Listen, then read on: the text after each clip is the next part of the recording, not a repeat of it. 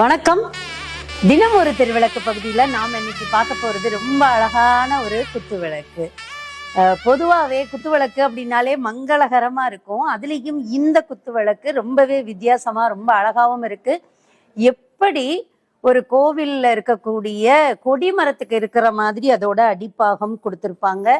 இதோட அமைப்பே ரொம்ப அழகா இருக்கும். கீழே இருக்கக்கூடிய இந்த பாகம் முழுக்க முழுக்க நகாஸ் ஒர்க் பண்ணி ஸ்பெஷலா பண்ணியிருப்பாங்க. அப்படியே ஒரு தாம்பாள தட்டு மாதிரி ரொம்ப அழகா வந்திருக்கும். அந்த கார்விங் இங்க இருந்து கூட அந்த பூ டிசைன் அப்படியே கார்விங்கா கொண்டிருப்பாங்க. அதுக்கப்புறம் அப்படியே கொடிமரத்துல இருக்கிற மாதிரி இருக்கக்கூடிய அந்த ஸ்கொயர் மாதிரி வந்திருக்கு, ரொம்ப அழகா இருக்கும். அதுக்கு மேல இருக்கக்கூடிய இந்த பாட்டும் ரவுண்டா, இது நார்மல் குத்து விளக்குல வராது, இது ஸ்பெஷல் குத்து விளக்கு.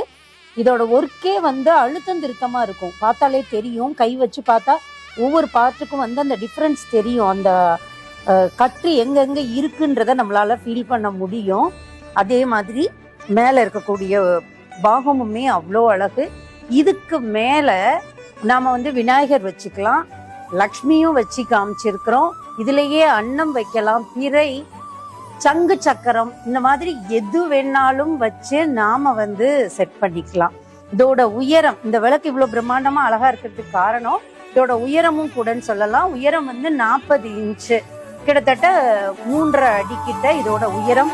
ரொம்ப அழகான நகாஸ் குத்து விளக்கு.